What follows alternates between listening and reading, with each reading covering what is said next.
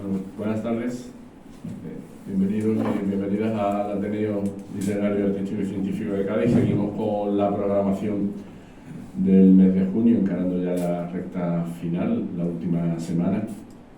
Y en esta semana teníamos programado, lunes y martes, la presentación de los trabajos fin de grado de los egresados con expedientes excelentes que fueron premiados por este Ateneo dentro del marco del convenio entre la Universidad de Cádiz y el Ateneo de Cádiz, ¿no? En definitiva, el objetivo último de este tipo de actos es, bueno, pues simplemente que los estudiantes ya egresados pues presenten sus trabajos fuera del ámbito universitario, dentro de un ámbito social, de alguna manera, para que podamos mostrar a la sociedad. De hecho, grabamos las sesiones y las subiremos a nuestro canal para que también la sociedad que está quizás alejada de la universidad conozca lo mucho y bueno que hacen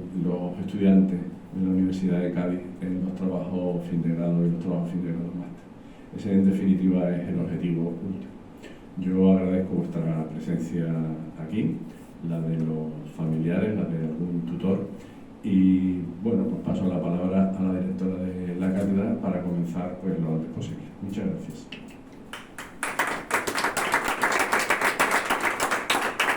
Bueno, buenas tardes a todos y a todas, bienvenidos.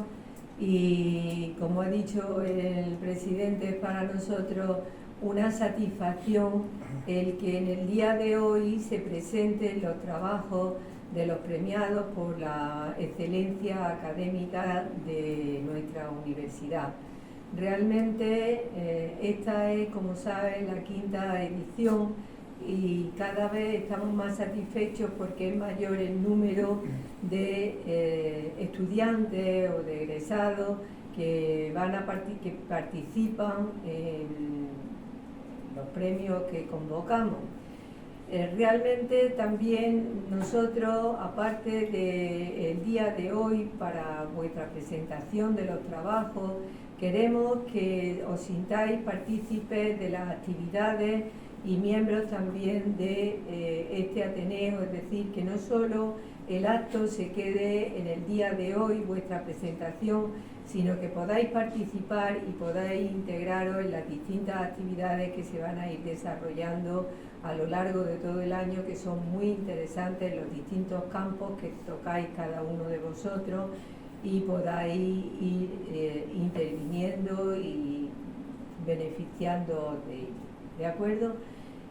Como ha dicho el presidente, esta sesión se va a grabar y se sube al final del día a la plataforma, a la página, y luego cuando terminemos no os vayáis porque nos haremos una foto todos, los premiados y los presentes, al fondo en el escudo del Ateneo, que también se subirá a las redes y para tener un recuerdo, ¿vale?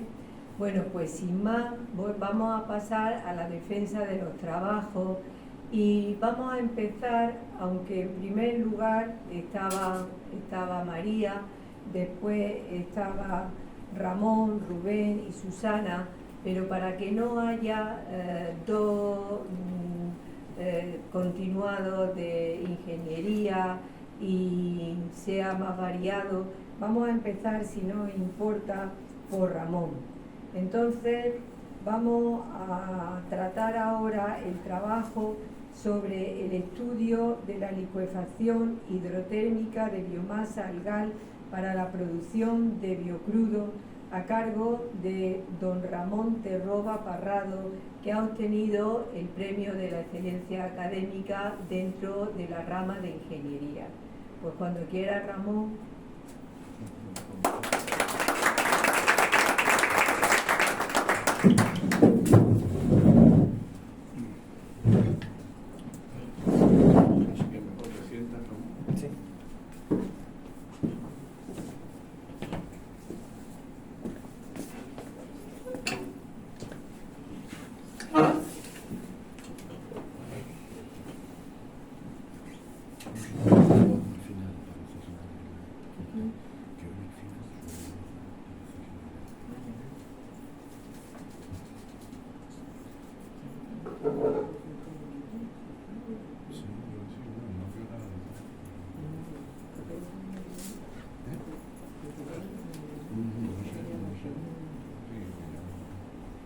voy a dar comienzo a mi presentación. Mi trabajo de fin de grado es, como han comentado, el estudio de la licuación hidrotérmica de biomasa al gas para la producción de biocrudo y dimensionamiento de una planta piloto para la licuación hidrotérmica de la biomasa al gas seleccionada. En concreto, en este trabajo es un trabajo de una doble titulación, donde el grado de biotecnología está enfocado más en la parte del laboratorio experimental y la parte de ingeniería química en el diseño de la planta piloto. Como objetivos de alcance de este trabajo, se ha realizado una búsqueda bibliográfica de los distintos artículos que realizan la licuación hidrotérmica para biomasa algales. A partir de ahí se realizaron diversas pruebas de licuación hidrotérmica para dos tipos de biomasa algales. Conseguimos unas condiciones óptimas para luego dimensionar una planta piloto que contendría diferentes sistemas de calefacción, equipos de separación, y se ha diseñado en concreto un reactor de licuación hidrotérmica. ¿Qué es la licuación hidrotérmica? Pues es un tratamiento termoquímico que opera en ausencia de oxígeno, utilizando como medio de reacción agua líquida, y se obtiene como producto de interés biocrudo. Este es un biocombustible renovable originado en unas plantas conocidas como biorefinerías. En este esquema se muestra el proceso simplificado de licuación hidrotérmica, que al introducir la biomasa se trabajarían en condiciones de alta temperatura y presión, en torno a unos 200 y unos 350 grados, y presiones de entre 5 y 20 megapascales, y se obtendrían tres subproductos: el biocrudo, un subproducto sólido conocido como biochar, y una fase acuosa. Esta es una imagen donde se muestra una muestra del biocrudo que hemos obtenido en el laboratorio. Como alternativa a este tratamiento térmico, comentar que se analizaron la pirólisis, la torrefacción, la gasificación convencional y la combustión, pero fueron descartadas ya que partíamos de una biomasa húmeda y no necesitábamos una etapa previa para secarla. Y se comparó también la gasificación en aguas supercríticas, pero estas en principio producen gases de síntesis como el metano y el hidrógeno, y en la carbonización hidrotérmica se produce en mayor medida hidrochar. Es por eso que se eligió la licuación hidrotérmica como tratamiento térmico. Como biomasa algal, la primera biomasa estudiada es una alga parda conocida como Rubulopteris ocamurai. Esta es una alga invasora que está atacando las costas del Mediterráneo y desplazando la biodiversidad autóctona. Se tomaron muestras en La Caleta y los Caños de Meca. Por otro lado, tenemos un consorcio de microalgas bacterias proveniente de una empresa de crecimiento de lenguado conocida como Sole Gourmet. Este residuo se caracterizó e identificamos que la especie mayoritaria de microalgas es la especie Halochlorella rubenscens. Se pretende con estos dos tipos de biomasas revalorizarlas y obtener como un producto de interés, el biocrudo, para posteriormente llegar a comercializarlo.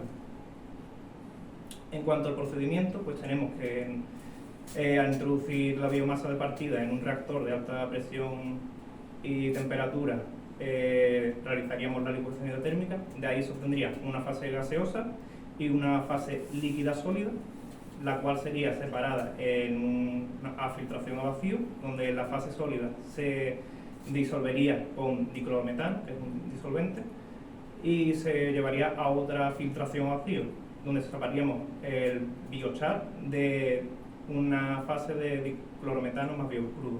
De la fase líquida anterior se mezclaría con diclorometano y la llevaríamos a una decantación para obtener una fase acuosa y una fase orgánica que consiste de diclorometano más biocrudo. Esta fase sería llevada a un rotovapor para separar el diclorometano y recuperarlo para futuras pruebas, y obtendríamos nuestro producto de interés, el biocrudo. Como analíticas que hemos utilizado en el proceso, se analizó la fase gaseosa con respecto a una muestra Proton. Esta se analizó en un equipo de cromatografía de gaseosa. En concreto se analizó si tenía presencia de hidrógeno, dióxido de carbono, oxígeno, nitrógeno, metano y monóxido de carbono. En la fase acuosa se estudió la demanda química de oxígeno que había, el carbono orgánico total, la conductividad y el pH. Posteriormente se analizó el poder calorífico superior que presentaba tanto el biochar, el biocrudo y la carga de biomasa inicial. A esta carga de biomasa inicial también se estudió la demanda química de oxígeno, el carbono total, la conductividad y el pH. Los experimentos realizados, pues se realizaron un total de 8 pruebas al residuo de microalgas, que abreviamos como REMICU, y 2 pruebas para las macroalgas. Las pruebas de REMICU se estudió la temperatura entre 240 grados y 300 grados, el tiempo de reacción se varió entre 20 y 60 minutos y la carga inicial entre el 5 y el 15%. Y para las macroalgas, en principio teníamos pensado realizar más pruebas, pero tuvimos una avería con el reactor y tuvimos que cesar las pruebas. En concreto se iba a estudiar la temperatura entre 270 a 360 grados, el tiempo de reacción entre 15 y 60 minutos y la carga inicial entre el 4,7 y el 13%. Es por ello que realizamos un estudio en mayor profundidad del residuo de microalgas para las diferentes etapas del proceso de riego. En cuanto al efecto de la temperatura con respecto al rendimiento de biocrudo que hemos obtenido, pues se comparó con otros artículos donde se veía que la tendencia era que el rendimiento de biocrudo aumentaba hasta una temperatura máxima. En nuestro caso descartamos la primera experiencia que se ve en el gráfico de la izquierda, ya que no concordaba con lo que se veía en los diferentes artículos, y se observó que un aumento de rendimiento en las microalgas de en torno al 27% y en las macroalgas del 62%. Para el caso del efecto del tiempo de reacción, solo se estudió en las microalgas, observándose un aumento del rendimiento del biocrudo con respecto al tiempo. Eso era lo que se observaba en otro tipo de artículos, y obtuvimos un aumento del 17%. Por último, en cuanto al efecto de la carga inicial, comparándolo con otros artículos, vemos dos diferentes tendencias. En nuestro caso, se observó una disminución del rendimiento de biocrudo en torno al 56% al aumentar la carga de biomasa inicial. En cuanto al estudio de las analíticas, pues se vio que el pH, tras realizar la licuación hidrotérmica, aumentaba una unidad de pH, la conductividad en su caso aumentaba 10 unidades, la DQO se reducía en torno a un 60 y un 75%, la COD en su caso entre el 15 y el 39% se reducía. Se estudió la presencia de gases, en concreto había presencia de monóxido de carbono, dióxido de carbono, nitrógeno y oxígeno, siendo estos dos últimos los mayoritarios, y se observó que el rendimiento de biochar podía variar entre el 29, en torno al 29% y el 58%, teniendo normalmente un poder calorífico superior en torno al 1,5 kilocalorías por gramo de biocrudo. Se realizó también un análisis energético del biocrudo. En concreto, se obtuvieron mejores resultados en el caso de las macroalgas, pero decidimos obtener la mejor experiencia para el residuo de microalgas, ya que referíamos el diseño del reactor a escala de planta piloto al haber realizado un estudio más profundo. Como conclusiones, se obtuvo un valor de rendimiento de biocrudo de en torno al 18% como mayor rendimiento de biocrudo obtenido.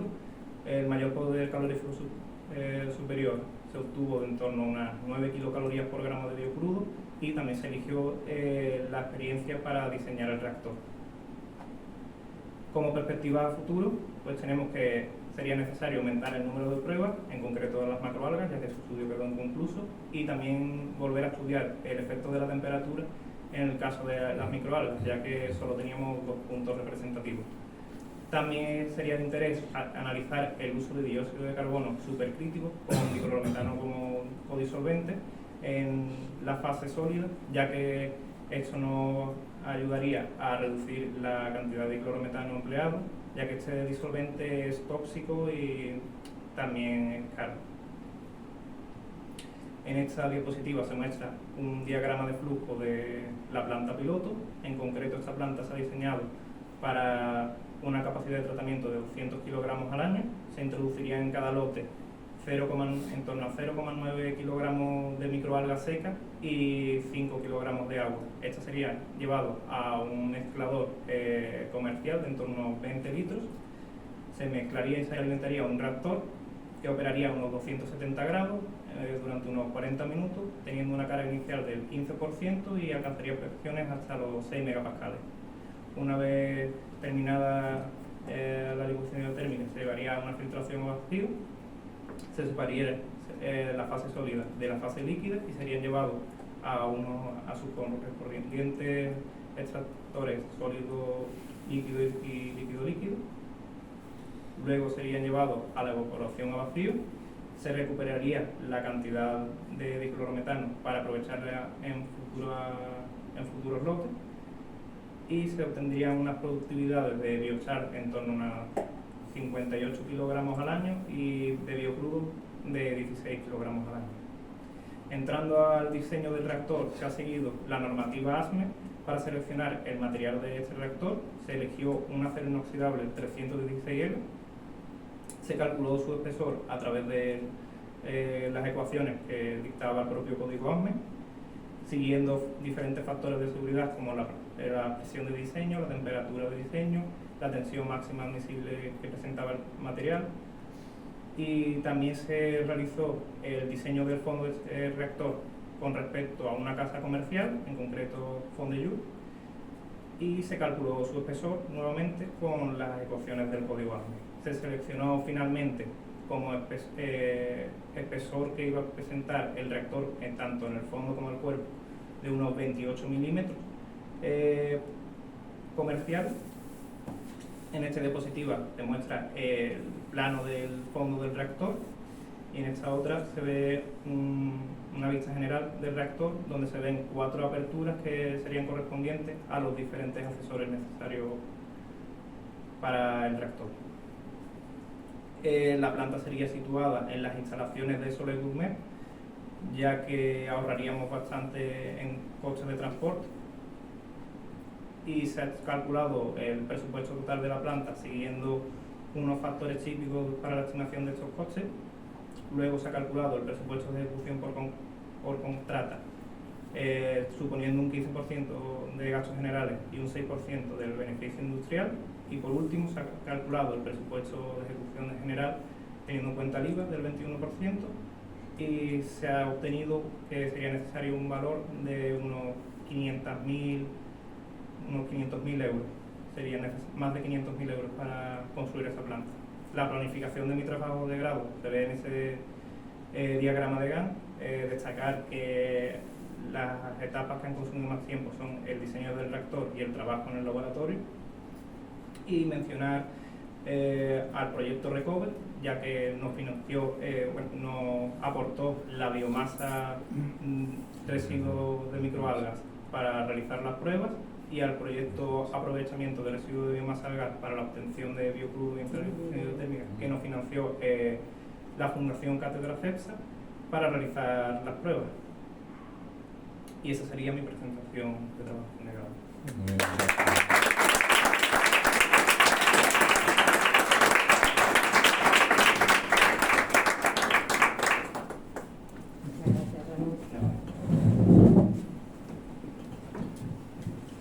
Bueno, muchas gracias por tu presentación tan interesante. Luego, al final de todas las presentaciones, dejaremos un poquito de tiempo por si alguien quiere hacer alguna pregunta o algún comentario a alguno de los trabajos expuestos, ¿vale? Bueno, pues vamos a continuar ahora con un trabajo de ciencias de la salud que lleva por título Evaluación de la desinformación sanitaria en redes sociales con respecto a la pandemia de la COVID-19, revisión sistemática. Corre a cargo la presentación de doña María Rojas Ariza, que ha obtenido el accesi de los premios de excelencia en ciencias de la salud. María, cuando quieras.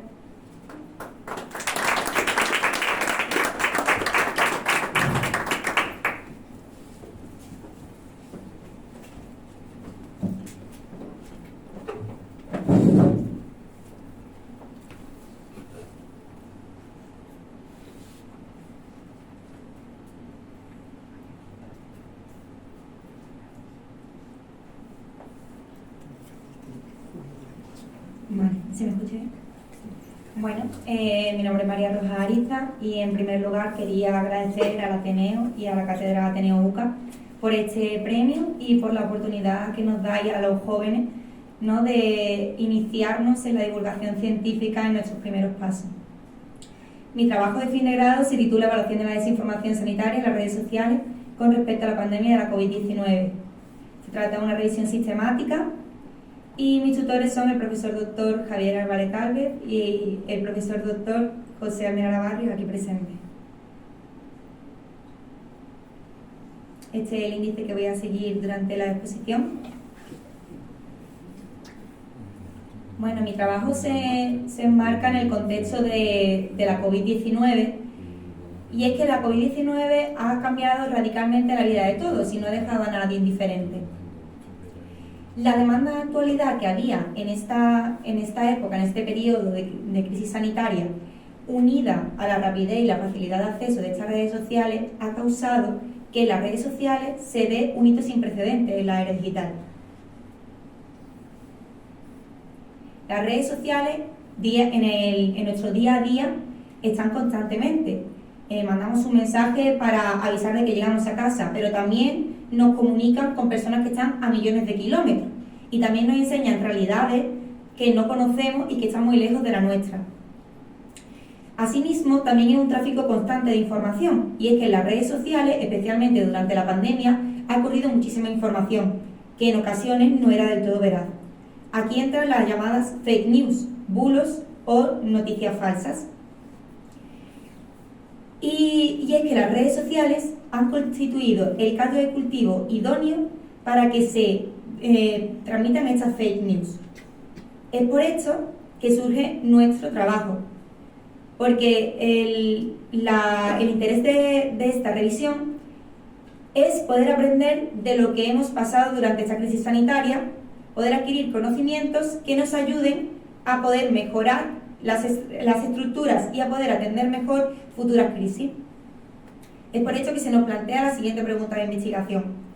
¿Existe desinformación sanitaria en las redes sociales con respecto a la pandemia de la COVID-19? El objetivo general de nuestro trabajo fue evaluar las revisiones sistemáticas que tienen como objetivo conocer el nivel de desinformación sanitaria en las redes sociales con respecto a la pandemia de la COVID-19. Asimismo, nos marcamos 4 objetivos específicos. En primer lugar, identificar las principales fuentes de desinformación sanitaria relacionadas con la pandemia de la COVID-19. En segundo lugar, evaluar los diferentes canales de desinformación y la tipología de los mensajes relacionados con la pandemia de la COVID-19. Determinar el perfil de personas susceptibles a la desinformación. Y por último, identificar posibles soluciones. En cuanto a la metodología de este trabajo, esta revisión fue realizada conforme a la metodología Prisma para revisiones sistemáticas. Y aquí dejo la tablita de la checklist de Prisma. Como decía, se trata de una revisión sistemática de revisiones sistemáticas, es decir, dentro de nuestros criterios de exclusión estuvieron que fueran revisiones sistemáticas publicadas entre diciembre de 2019 y febrero de 2023, en este caso, al entender la pandemia se entiende bastante bien la cronología, que estuvieran publicadas en español o en inglés y que contuvieran entre sus palabras del título, del abstract o resumen o de las palabras clave, alguna que fuera similar o sinónima a desinformación, a redes sociales y a COVID-19.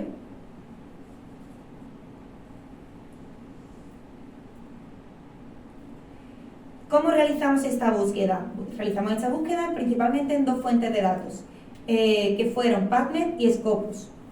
En un principio, utilizando, como he dicho antes, una estrategia de búsqueda basada en todas las palabras relacionadas con desinformación, todas aquellas relacionadas con pandemia y todas aquellas relacionadas con redes sociales,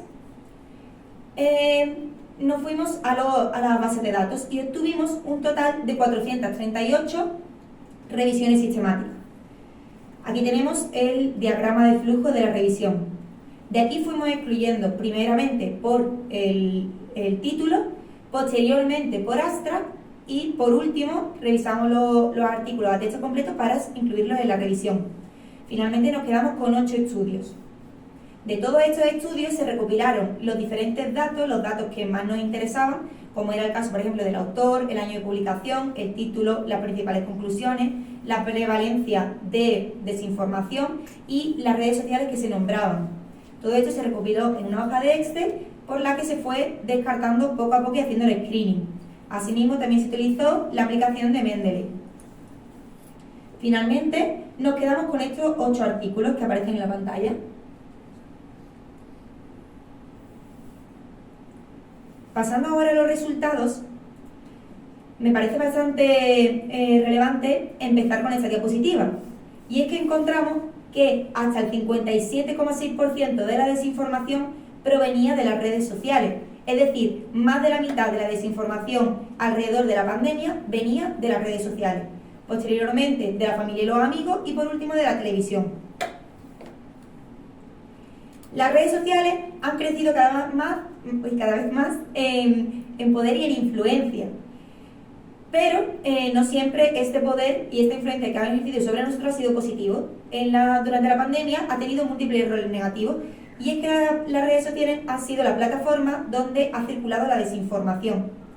Asimismo, encontramos que existía una relación positiva entre el uso de redes sociales y la difusión de rumores. Es decir, a más una persona utiliza una red social, más probabilidad tiene de difundir un rumor.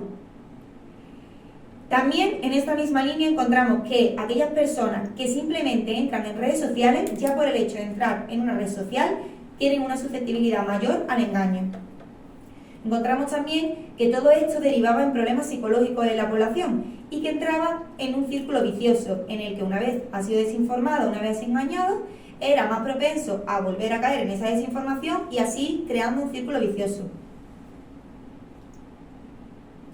En cuanto a la prevalencia de la desinformación, encontramos que en la población general, más de la mitad, un 55,4%, estaban desinformados, sufriendo desinformación. Y a su vez encontramos que específicamente en el grupo de los antivacunas, hasta el 96,7% estaban desinformados. Es decir, estos grupos que piensan que la ciencia es la que no tiene la información veraz y que la información veraz la tienen ellos, realmente son los que más desinformados están.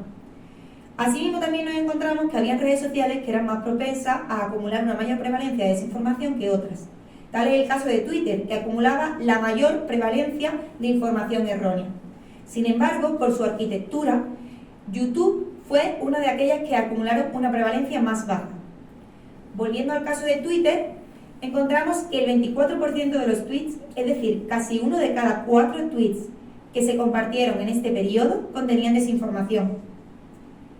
También la prevalencia de desinformación variaba en función del tema, y es que había temas como las vacunas, las pandemias o los tratamientos médicos que acumulaban una mayor prevalencia de desinformación. En cuanto a las vacunas, aquí sí que me quiero detener, y es que encontramos resultados interesantes. Los grupos antivacunas, que normalmente tienden a utilizar un tono más sentimental en sus argumentos, en este caso utilizaban lenguaje científico. Incluso para respaldar sus argumentos se ayudaban de demostraciones científicas, con lo cual se estarían rebatiendo la ciencia con la ciencia. Asimismo, también vimos cómo el incremento de visitas y me gustas hacían que los argumentos antivacunas resultasen más convincentes. Aquellos expuestos a los argumentos de los grupos antivacunas solían difundir un mayor número de mensajes de desinformación que aquellos que no conocían este tipo de grupos. Por tanto, nos encontramos con que la probabilidad de que una persona difundiera desinformación, estuviera desinformada, podía venir condicionada por una serie de factores. Tales factores pueden ser, por ejemplo, el lenguaje o el formato que imita las noticias o informes científicos, aquellos diseños más atractivos, más visuales, el número de me gusta, de retweets o de seguidores que tenía un determinado perfil podía también influir sobre la credibilidad que se le daba a esa información. La información procedente de medios públicos, de autoridades, de personajes públicos, también eran más creíbles.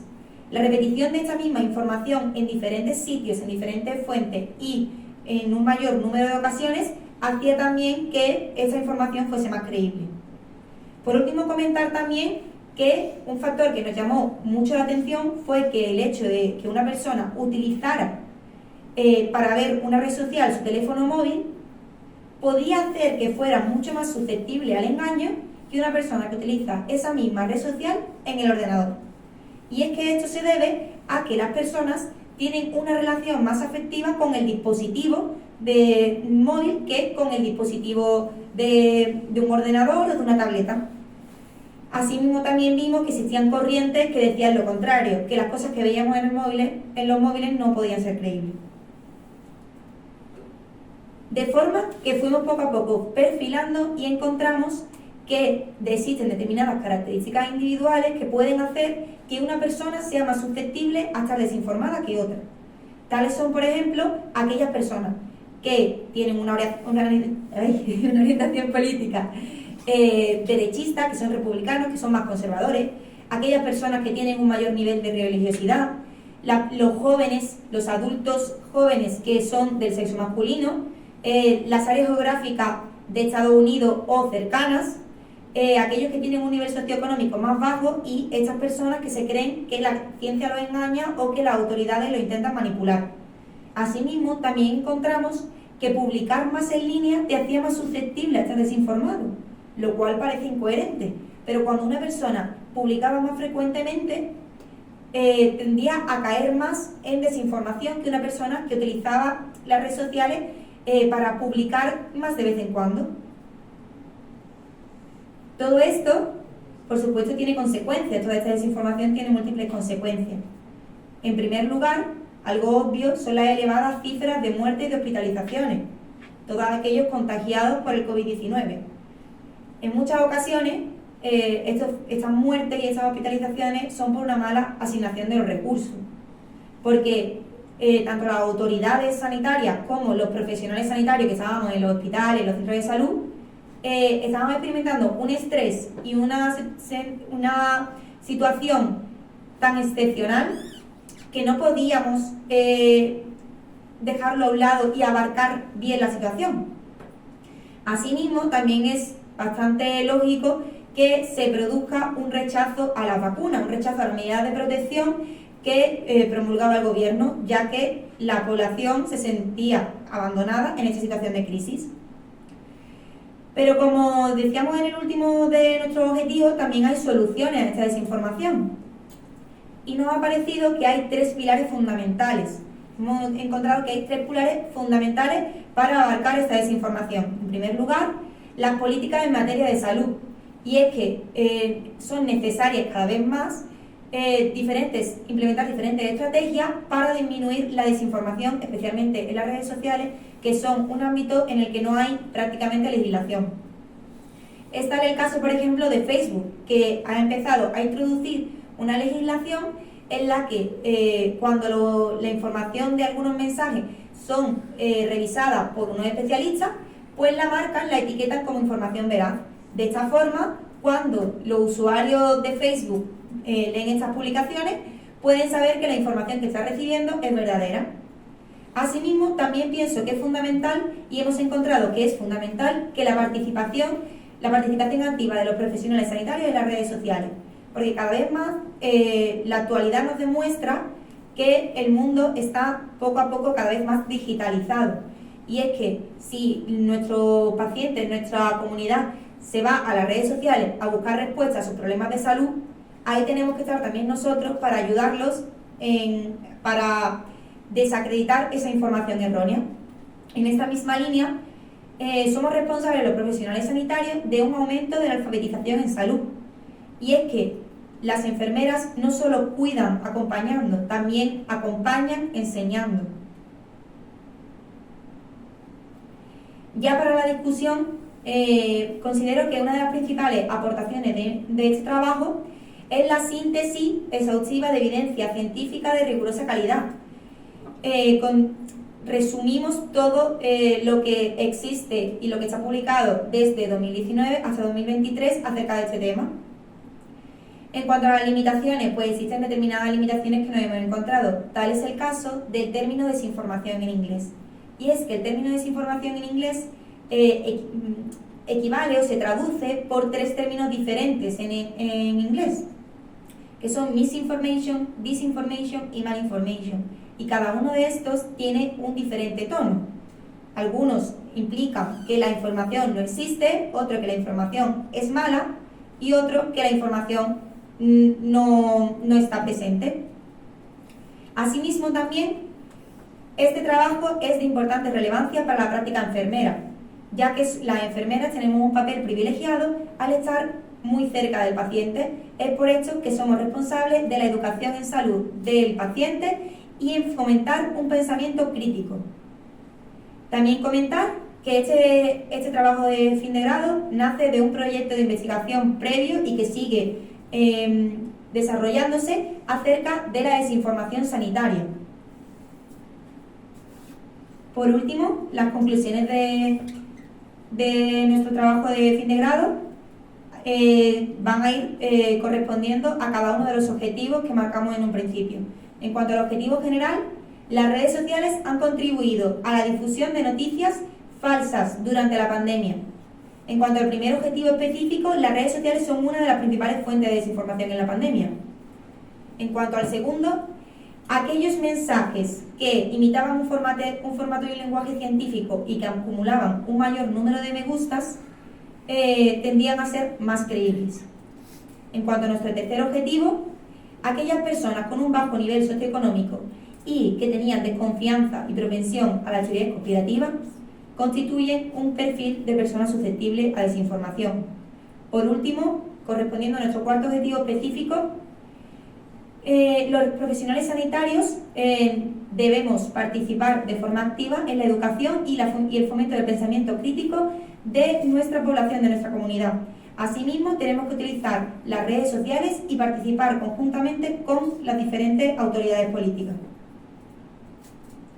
Muchas gracias y quedo a la disposición para que luego podáis hacer cualquier pregunta que tengáis.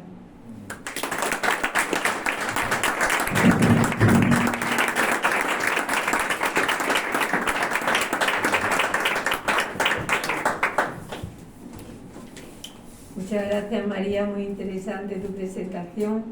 Vamos a dar lugar al tercer trabajo que lleva por título Plataforma para aprendizaje comunitario de bases de datos con monitorización, a cargo de don Rubén Pérez Mercado, que obtuvo el premio a la excelencia académica por ingeniería.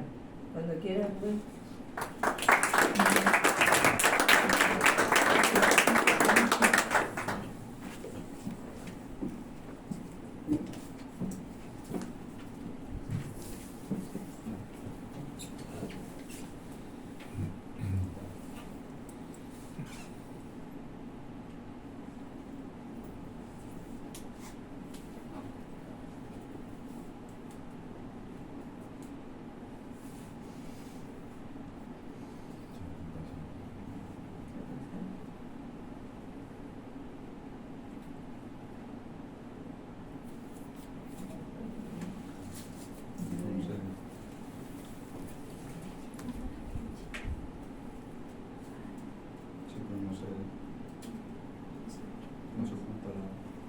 Perdón, que se me completo. Vale, perdón. Bueno, pues buenas tardes. En primer lugar, agradecer a Ateneo por la concesión del premio y por dejarnos este espacio para presentar nuestro trabajo.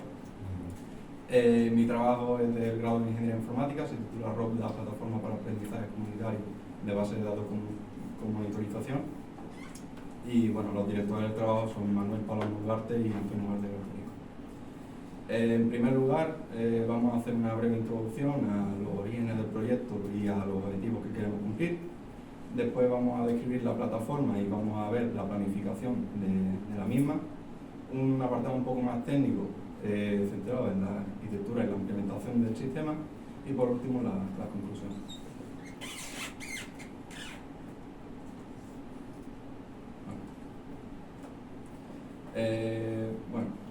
Muchas de las asignaturas de cualquier grado de la Universidad de Cádiz hay ciertos contenidos teóricos que suelen costar más a los alumnos. Este es el caso de la asignatura de base de datos, que hay una parte práctica que es mucho más fácil para los alumnos y una parte teórica que les cuesta más. Entonces, de aquí surge la duda de cómo mejorar ese proceso de aprendizaje. Dos técnicas que se suelen utilizar en el ámbito educativo son la gamificación, es decir, introducir elementos de videojuego en el proceso de aprendizaje para hacerlo más ameno, y la evaluación entre iguales, que consiste en que los propios alumnos corrigen el trabajo de sus compañeros para desarrollar así las competencias que tienen que conseguir. Un caso de prueba que se hizo ya hace varios años es Gessi. Implementaba estas dos técnicas y era un juego para aprendizaje de idiomas que se utilizó en el grado de filología alemana. Era un juego en el que aparecían una serie de definiciones en vocabulario alemán y los alumnos tenían que introducir el término que se les correspondía. La aparición de estas definiciones estaba personalizada a cada usuario y tras una serie de aciertos los propios alumnos podían introducir sus propias definiciones que les aparecería a los compañeros posteriormente. Nuestro objetivo principal, por tanto, es crear una aplicación parecida a Gessi, pero enfocada al campo de teoría de base de datos.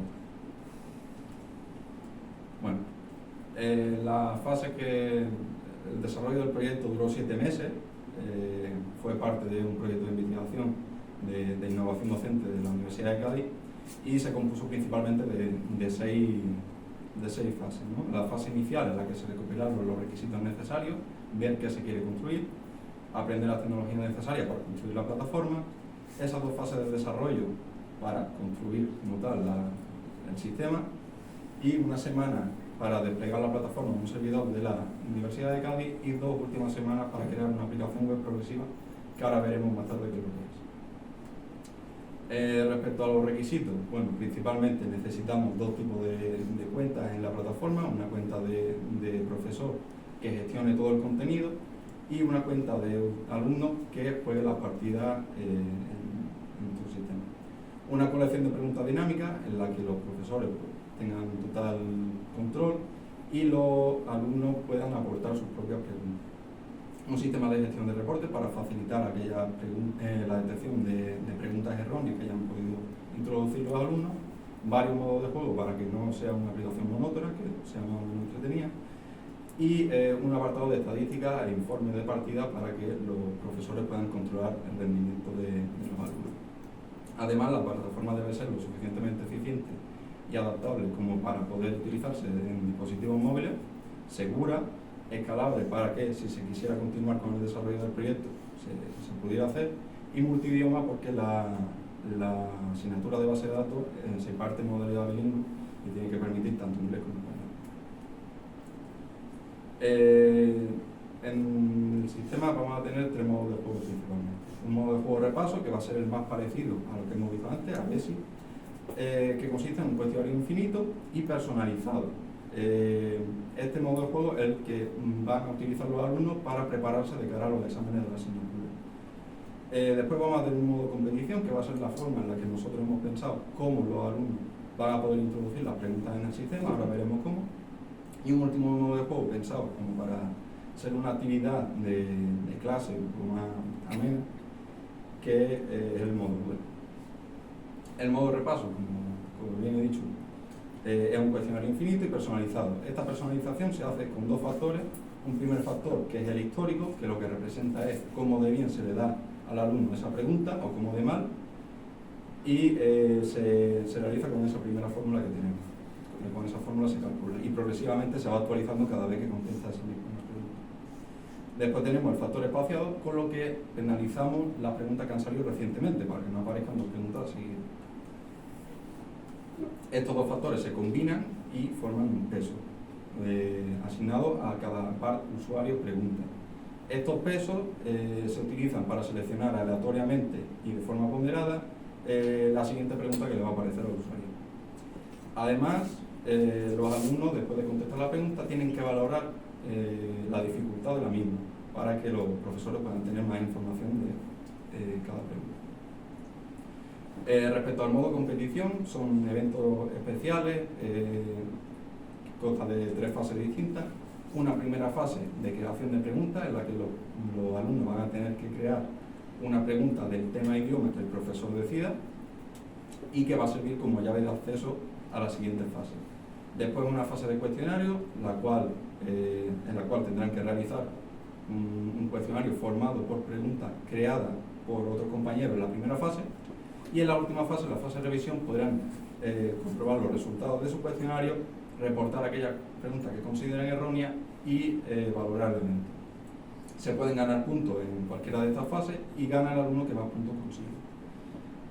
¿Por qué hemos diseñado este modo de juego? Principalmente para incentivar a los alumnos a crear una pregunta con una complejidad más o menos alta. En el caso de Gessit se hacía a los alumnos que llevaban un número determinado de aciertos y muchas veces pues hacían la pregunta similar. Además también se incentiva los reportes, y este modo de juego en general serviría como una especie de entorno de prueba de todas las preguntas que han creado los alumnos recientemente. A los profesores, por su parte, le permite tener un mayor control de las preguntas que se crean, porque van a elegir el tema, el idioma y también cuándo van a crear los alumnos las preguntas. Y después ya por último el modo duelo, como digo, el modo más sencillo que hay. El alumno lo que hace es retar a un compañero a realizar un mismo cuestionario y gana aquel que más puntos consigue. Respecto al desarrollo y la implementación, inicialmente se pensó hacer lo mismo que se había hecho en Gessit, que era un portal web para los profesores y una aplicación en Android para los alumnos.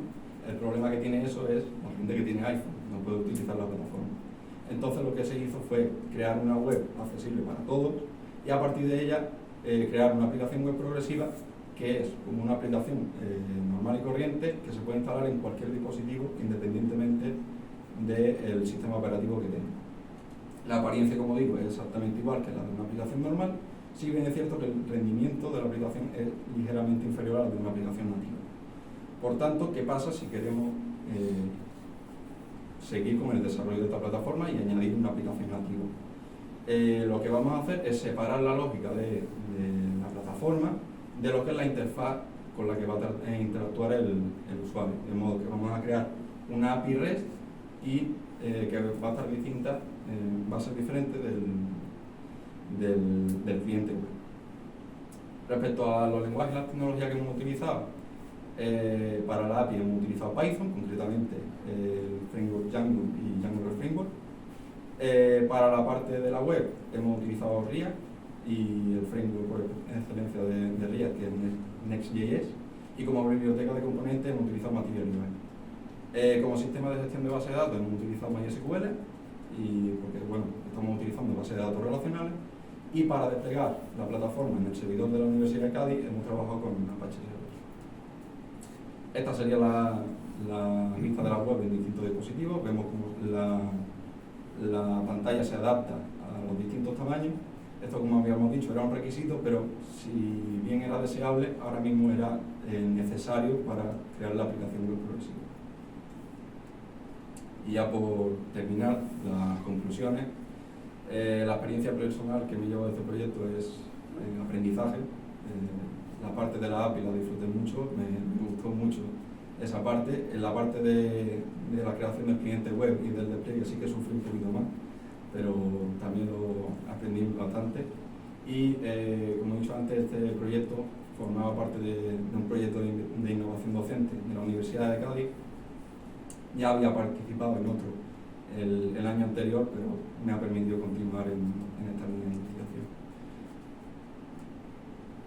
Como trabajo futuro, bueno, el primer apartado ya lo hemos cumplido, ya hemos probado la plataforma con alumnos reales, si bien es cierto que no tenemos los resultados todavía, porque los exámenes han sido ahora en junio. Respecto a las estadísticas, hemos creado un panel bastante completo con un montón de gráficos y estadísticas, pero los profesores siempre quieren más, entonces sería una cosa a completar. Respecto a la mejora de la personalización de las preguntas de repaso, ya hemos visto que estamos utilizando 2 factores, podríamos utilizar otros más. Por ejemplo, la valoración de dificultad que le estamos pidiendo a los alumnos. Y por último, las preguntas que estamos creando son en texto plano, y si bien permiten una imagen opcional, pero en la asignatura de base de datos hay ciertos conceptos que se tienen que subrayar, que se tienen que poner en negrita, y no lo hemos podido hacer en la plataforma. Entonces también sería una cosa a incluir de cada forma. Y nada más, gracias por su atención.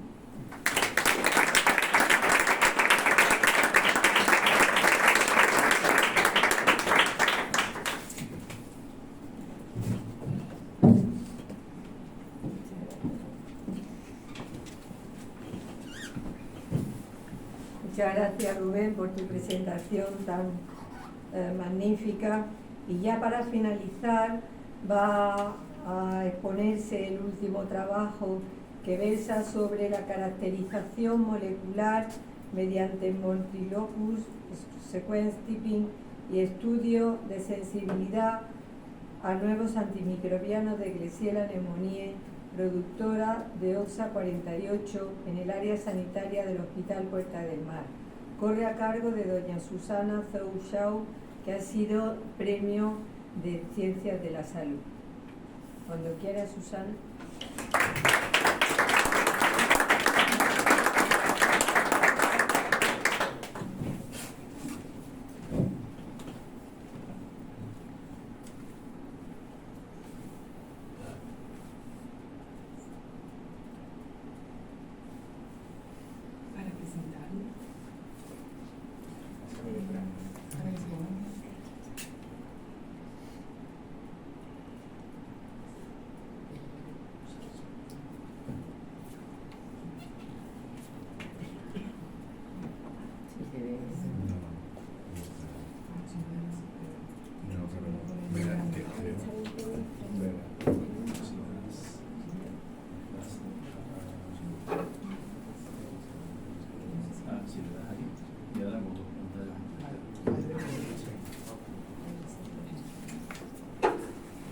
Buenas tardes, soy Susana Zhou. En primer lugar, quiero, como mis compañeros, agradecer al Ateneo de Cádiz por el premio que nos han concedido. Voy a presentar el TFG que he realizado bajo la tutorización de Fátima Galán y Salud Rodríguez en el servicio hospitalario de microbiología en el Hospital Universitario Puerta del Mar. Se titula Caracterización molecular mediante multilocus sequence typing y estudio de sensibilidad a nuevos antimicrobianos de Klebsiella pneumoniae, productora de OXA 48 en el área sanitaria del Hospital Universitario Puerta del Mar. Es bien conocido a nivel mundial el problema que hay con la resistencia a los antimicrobianos clásicos. Klebsiella pneumoniae es una enterobacteria que adquiere con gran facilidad mecanismos de resistencia, como son la producción de beta-lactamasas, que son enzimas que degradan los antibióticos beta-lactámicos. Nuestro estudio se centra en OXA 48, que es una carbapenemasa, un tipo especial de beta-lactamasa. Para hacer frente a este problema de multiresistencia, se desarrollan nuevos antimicrobianos, como son ceftazidimab-bactam, imipenem-relebactam y meropenem-valbactam. Debemos destacar que dentro de los clones de una bacteria hay algunos que destacan y son denominados clones de alto riesgo, debido a que tienen una supervivencia mayor o una mayor facilidad para adquirir mecanismos de resistencia. Y para determinar cuáles son estos clones de alto riesgo, se realizan estudios como el de multilocus sequence typing, que consiste en analizar 7 genes que son diferentes para cada bacteria y cuya información nos va a dar un secuenciotipo. Por ejemplo, en la imagen se representa el secuenciotipo 11. Se sabe que la diversidad del genoma se debe a los polimorfismos de nucleótido único, o SNP, que son mutaciones de un único nucleótido dentro de un gen que permiten, cuyo resultado es el cese de la producción de una proteína, que esa proteína cambie y tenga otra actividad, o también puede ocurrir que a pesar de la mutación la proteína siga siendo la misma con la misma función. Y esto nos permite, el análisis de estos polimorfismos de nucleótido único, establecer árboles filogenéticos. La pregunta de investigación, por tanto, es cuáles son los clones circulantes de Klebsiella pneumoniae productora de OXA 48 en el área sanitaria del Hospital Universitario Puerta del Mar, si estos clones son sensibles a los nuevos antimicrobianos y en pacientes con hallados repetidos si se trata del mismo clon. Los objetivos principales responden, por lo tanto, a la pregunta de investigación, es decir, determinar cuáles son los clones circulantes de OXA48 en nuestra área sanitaria y, por otra parte, determinar la sensibilidad in vitro a meropenem-valboctam, ceftazimab-bactam e imipenem-relebactam. Por otra parte, se establecen también unos objetivos secundarios, como son definir el perfil de sensibilidad a diferentes familias de antimicrobianos clásicos, caracterizar otros determinantes de resistencia a beta-adaptámicos diferentes de OXA48 y determinar la relación epidemiológica entre diferentes aislados y entre los aislados de un mismo paciente. El diseño del estudio es un estudio observacional, ya que no hay intervención por parte del investigador, es descriptivo, ya que no contamos con grupo control, y transversal de prevalencia, ya que se recogen los datos de los aislados en un determinado momento, pero no se hace un seguimiento longitudinal. El tamaño muestral es de 27 aislados, que fueron los aislados que cumplieron los criterios de inclusión, que son aislados de Klebsiella pneumoniae productora de OXA48 procedentes de pacientes con más de un aislamiento por este microorganismo, quedando excluidos las otras enterobacterias que produzcan OXA48 o Klebsiella pneumoniae no productoras de OXA48. Además, los aislados debían proceder del área sanitaria del Hospital Universitario o Puerta del Mar, excluyendo así los aislados que proceden de muestras ambientales o los aislados que se remiten de otros hospitales, aunque sean analizados en el Servicio de Microbiología de Puerta del Mar. Y además se acotaron los aislados recogidos entre el 1 de enero de 2015 al 31 de diciembre de 2021. Las variables incluidas en este estudio eran todas cualitativas. Había una variable cualitativa dicotómica que era la relación filogenética entre aislados, que podía obtener los valores sí o no. Después, variables cualitativas nominales como son el tipo de muestra, el tipo de cultivo, los determinantes de resistencia a beta-adaptámicos y MLST. Y por último, una variable cualitativa ordinal, que era la resistencia a antimicrobianos, que se divide en diferentes familias como son quinolonas, beta-adaptámicos en combinación con inhibidores de las beta-adaptamasas, aminoglucósidos y otros, que es una variable cualitativa ordinal ya que puede obtener los valores sensible, intermedio o resistente. Las fuentes de información fueron recogidas del programa Microb, que es el programa informático que usa el Servicio de Microbiología, más las técnicas que se explican en el apartado 2.7 del trabajo de fin de grado, como pueden ser el estudio de sensibilidad con discos, con difusión en gradiente, o la secuenciación del genoma mediante PCR, entre otras. Todos estos datos se analizaron en el programa Microsoft Excel y para analizarlos, como se trataban en su totalidad de variables cualitativas, se realizó un análisis descriptivo en el que se obtuvieron frecuencias y porcentajes que fueron representados en diagramas de barras y de sectores. Todo ello con el apoyo del programa informático SPSS versión 29. Los resultados. En el caso del MLST se ve que el secuenciotipo más frecuente en Cádiz es el ST11, seguido de ST4975, ST1243 y ST307. Se compara con dos estudios, el de Castañera a nivel mundial, en el cual el más frecuente fue el secuenciotipo 395, seguido del 23 y del ST11. Y con el estudio de Cañaga García et al., que se realizó a nivel nacional y que sí se obtuvieron unos resultados más similares a los obtenidos en el estudio realizado en Cádiz, ya que los más frecuentes fueron ST307 y ST11 con la misma frecuencia. En el caso del estudio de sensibilidad a nuevos antimicrobianos, para ceftazimab y bactam se obtuvo un 100% de sensibilidad, resultados muy similares a los que se presentaron en estudios previos como el de Chile o el de Palwell. En el caso de imipenem-relebactam se obtuvo un 70,6%, resultados inferiores a los ya descritos por Vázquez et al. Con 85,8% y de Hernández García con un 99%, y en el caso de meropenem-valboctam se obtuvo un 76,5%, que se comparó con dos estudios con resultados muy dispares, como el de Petty con un 99% de sensibilidad o el de Castañeira con un 46,7%. Analizando el resto de antimicrobianos, se observó que la mayor sensibilidad fue para ceftazidima y bactam, y sin embargo la mayor resistencia fue para ciprofloxacino y norfloxacino, que son quinolonas de segunda generación. Con respecto a la caracterización molecular de beta-lactamasas, el 100% presentaba la beta-lactamasa OXA48, ya que era un criterio de inclusión.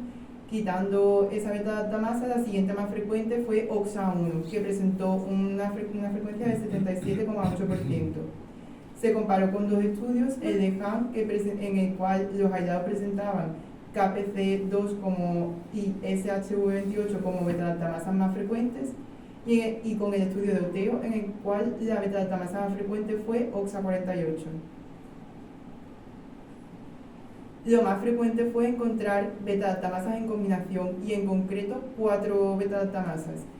La combinación más frecuente fue SHV11, OXA48, OXA1 y CTXM15. En esta gráfica se representa la relación filogenética. Para ello se cogen de los 27 aislados 20, ya que los otros 7 no cumplían las características necesarias para realizar este análisis. Se divide los diferentes aislados según los pacientes, y por ejemplo en el paciente número 3, desde el aislado KPHVM 72 al 04 pasan 25 meses, y hay en medio 6 rayitas que representan cada uno un polimorfismo de nucleótido único, es decir, en total 6 mutaciones. La media que se obtuvo fue de 2,28 polimorfismo de nucleótido único al mes, que comparado con el estudio de Yuset, en el que se obtuvieron 7,5 SNP al año, es una tasa de mutaciones bastante alta. Diferenciando los diferentes aislados en diferentes linajes según esta relación filogenética, se puede observar que los aislados que corresponden a un mismo paciente se encuentran en un mismo linaje. Esto nos hace pensar que se trata de una colonización persistente, es decir, el paciente ha tenido en su organismo la bacteria durante un periodo de tiempo prolongado, y no se tratan de colonizaciones reiteradas aisladas. Esto lo demuestra Lázaro Perona en su estudio, en el cual se demuestra una alta tasa de persistencia, sobre todo a nivel intestinal. Por otra parte, si nos fijamos en el linaje número 2, incluye los aislados de los pacientes número 1, 3, 4 y 5. Esto nos puede hacer pensar que se pueda tratar de un brote epidémico, ya que León San Pedro establece que las superficies de las habitaciones son lugares muy susceptibles para que se conviertan en reservorios estables de Klebsiella pneumoniae. Sin embargo, en este estudio las características de tiempo y lugar no coinciden, por lo tanto se descarta esa hipótesis. Ya para finalizar, las conclusiones son que el secuenciotipo más frecuente en Cádiz es el ST11, seguido de ST4975, 1243 y 307, que el perfil de sensibilidad para los nuevos antimicrobianos es del 100% para ceftazidima y bactam, 70,6% para imipenem de bactam y 76,5% para meropenem bactam. En los diferentes aislados, además no se encontraron, en los diferentes aislados del mismo paciente, además no se encontraron cambios en la sensibilidad a estos nuevos antimicrobianos. Por otra parte, la resistencia mayor se encontró en la quinolona de segunda generación, norfloxacino y ciprofloxacino, y otros antimicrobianos que tuvieron resistencias superiores al 90% fueron cefepime, cefotacina, cefurosina y levofloxacino. Por otra parte, la segunda beta-lactamasa más frecuente después de OXA48 fue OXA1 y la menos frecuente SHV1. Y por otra parte, se establece la relación filogenética, que 13 aislados presentaron relación clonal, que son los que pertenecían al linaje número 2, pero se descartó la posibilidad de que pudiese ser un brote nosocomial, ya que los pacientes no coincidieron ni en tiempo ni en lugar. Muchas gracias por su atención. Si tienen alguna pregunta, pues estoy encantada de resolverla.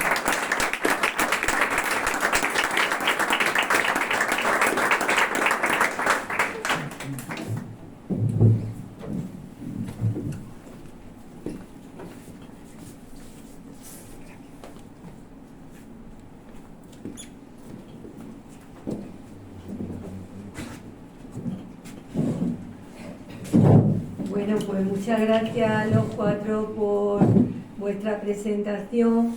Y ahora, si alguien quiere preguntar algo o quiere hacer algún comentario a alguno de los trabajos o tiene alguna curiosidad sobre ellos, por favor, puesto que vamos bien de tiempo. Sí, Carolina. Bueno, yo lo primero que quiero es felicitar a los cuatro que han expuesto su trabajo de investigación. Me parece muy interesante y creo que abre un futuro, una puerta para seguir, lógicamente, profundizando en los campos de investigación que han hecho. Al mismo tiempo, me parece interesante, bueno, tu trabajo de investigación por el tema de los algas y microorganismos y eso, porque de algo que puede ser negativo se puede convertir en cosas positivas. Eso ya es un futuro que se abre que es muy interesante. Los trabajos también de la investigación que están desgraciadamente los del New Face ahora, que están tan en moda, porque ahora parece ser que es que la gente está muy aburrida y no tiene otra cosa que hacer nada más que inventarse cosas y hablar sin tener conocimiento de científico ni ser unos especialistas en la materia.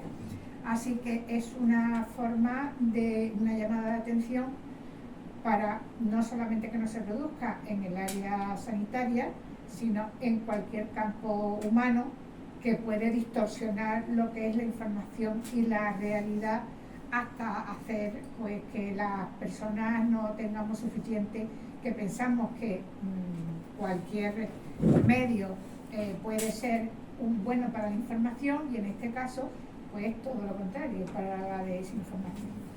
Tu trabajo de investigación me ha parecido buenísimo porque, hombre, el tema efectivamente es profundizar y ayudar en lo que es el avance en que se pueda localizar en el terreno de la mejoría de esos pacientes que en un momento determinado no saben por qué reaccionan de esa manera a cómo reaccionan. Y me falta el tuyo, efectivamente, que estaba pensando, digo, ¿dónde está? Que no te veía.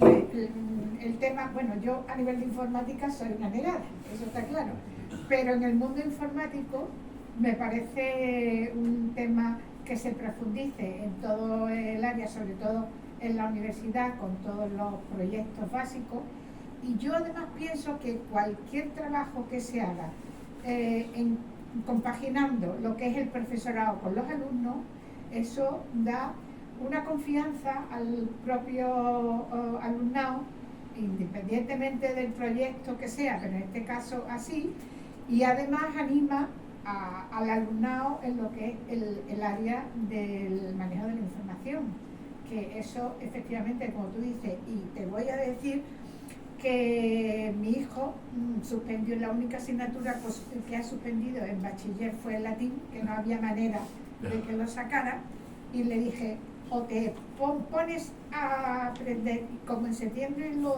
te saque suspendido de nuevo, te mando interno.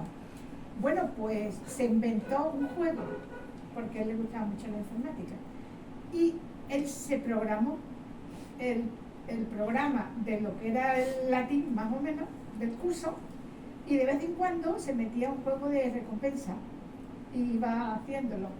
O sea que pienso que eso puede ayudar cualquier tema informático y cualquier plataforma que sirva para lo que es el avance del aprendizaje de una manera más relajada, claro. Así que enhorabuena y me ha parecido magnífico. Muchas gracias a todos. Muchas gracias, Carolina. ¿Hay alguien más que quiera comentar algo o hacer alguna pregunta? Yo quería, aparte de felicitaros por vuestro trabajo y vuestro nivel expositivo, que ha sido brillantísimo, felicitar a la UCA, a la universidad que está detrás, a vuestros profesores, a la gente que ha dirigido los trabajos y tal, porque es verdad que vuestro trabajo, que es muy especializado y que aporta mucho, porque cuanto más especialización aporta más y abre mucho campo, pero viene detrás de una base enorme, ¿no?, de conocimiento y de trabajo en vuestras propias carreras, ¿no?, vuestros propios estudios. O sea, que ha llovido mucho desde entonces, y detrás está también vuestra familia, vuestra gente, eso apoya mucho. Y simplemente y daros una idea, de normalmente cuando se habla de conocimiento y porque uno se especializa en un sitio o en otro, los conocimientos van muy relacionados con los intereses. Hay un filósofo que se llama Habermas que lo habla de 3 tipos de interés, que son el interés técnico, el práctico y el emancipatorio. El que no hay que perder de vista nunca es el emancipatorio, porque el técnico y el práctico, María ha hablado de manipulaciones, bueno, del tema también de la exposición, de lo que hemos visto, ¿no? Y el interés técnico normalmente responde mucho a intereses de tipo económico, que lógicamente en cualquier investigación tiene que haber dinero detrás y tiene que haber laboratorios y tiene que haber mucho detrás, pero es muy importante el saber siempre hacia dónde se va. El emancipatorio, hacia qué tipo de humanos queremos en el sentido, y es muy importante saberlo siempre y en cualquier tipo de investigación, ¿no? Entonces felicitaros y aconsejaros que no perdáis nunca ese interés, esa lucha por ese interés. Gracias. Muchas gracias, Diego. ¿Alguien más quiere intervenir o preguntar algo? Bueno, el presidente va a intervenir. Bueno, yo felicitaros a los 4 y quizás hacer una reflexión en voz alta. Ayer tuvimos también otros 4 egresados, también premiados, lógicamente, y creo que este tipo de encuentros son bastante importantes. Quiero decir,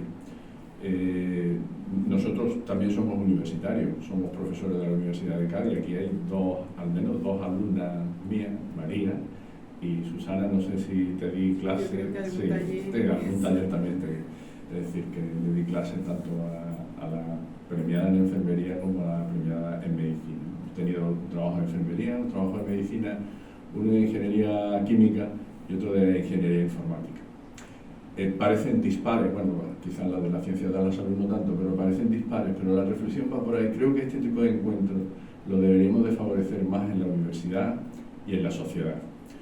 Creo que es enriquecedor no estar solamente encerrado en nuestro ámbito de estudio. Creo que interactuar con estudiantes, con científicos de otras áreas, que es bastante frecuente en el mundo anglosajón y menos en el nuestro, es muy importante. Es muy importante porque yo, mientras que escuchaba, por ejemplo, el tema de ingeniería informática y de los juegos, estaba pensando en mis clases. Es decir, hasta qué punto lo que él está desarrollando puede ser útil para vosotros, o bueno, para vuestros compañeros de medicina o de enfermería, y crear algo similar en otros ámbitos. Si no te escucho, a mí no se me va a ocurrir, ¿no? Y cuando escuchaba al ingeniero químico, pues casi que se me venía a la cabeza la pregunta de ¿vamos a tener combustibles biológicos no contaminantes? ¿Cuánto vamos a tardar, ¿no?, en tener algo de eso, ¿no? Creo que la sinergia entre las titulaciones nos hace más humanos. Es decir, cuando hablamos de humanidades y de unir ciencias y humanidades, uno de los pasos que hay que dar es escucharnos unos a otros. Es decir, estar encerrados en nuestras especialidades creo que nos empobrece. Y esto es simplemente, o lo que tratamos aquí en el Ateneo, simplemente es un pequeño escalón en ese sentido, es decir, escucharnos unos a otros, y además nos escucha la sociedad. Yo creo que también la sociedad no sabe lo que nuestros jóvenes, el trabajo intelectual brillante que hacen nuestros jóvenes en la universidad, en este caso en la Universidad de Cádiz, a la que yo, como digo, también me uno en las felicitaciones y por supuesto en el agradecimiento que nos da por tener el convenio abierto entre el Ateneo y la universidad. Pero no quería dejar de escapar eso, dejar de escapar el que es enriquecedor escucharnos unos a otros. Y creo que en nuestra universidad en general, la española en general, adolece falta ese intercambio entre las especialidades, que yo creo que es bastante enriquecedor. Os doy las gracias a los 4, a los tutores, a las familias que nos acompañan, y en definitiva espero que tengáis mucha suerte. No sé ya cuál es vuestro camino. Bueno, el de María más o menos lo conozco. Susana, no sé si tú ya has aprobado el MIR o no has aprobado el MIR. ¿Qué especialidad está haciendo microbiología? Anestesia en Puerto Real. Anestesia, bueno, te has abandonado la microbiología y te has dedicado a la anestesia. Y no sé, vosotros dos, ¿qué estáis haciendo? Yo estoy en máster ahora mismo. Tú estás en el máster y yo también en el máster. Pues mucha suerte los dos, terminéis el máster y engancharos en el doctorado porque estoy seguro que vais a hacer una carrera brillante. Los cuatro, estoy seguro que vais a hacer. Muchas gracias.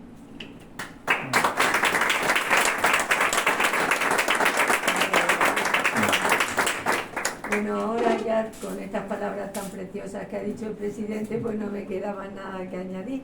Simplemente agradeceros de nuevo esta tarde que hayáis presentado vuestro trabajo, desearos mucha suerte en el futuro y seguir contando con el Ateneo para todas las actividades que queráis hacer. Nuestras programaciones están abiertas, como sabéis, estáis a lo largo de este año dentro del Ateneo y podéis participar de todos los eventos y todas las actividades, aparte de aquellas que también vosotros queráis que puedan realizarse dentro de él. Que tengáis mucho éxito y mucho en vuestro futuro profesional en estos años. Y ahora nos vayáis, vamos a hacernos una foto al final todos. Yo ¿vale? creo que podemos ir todos a hacer.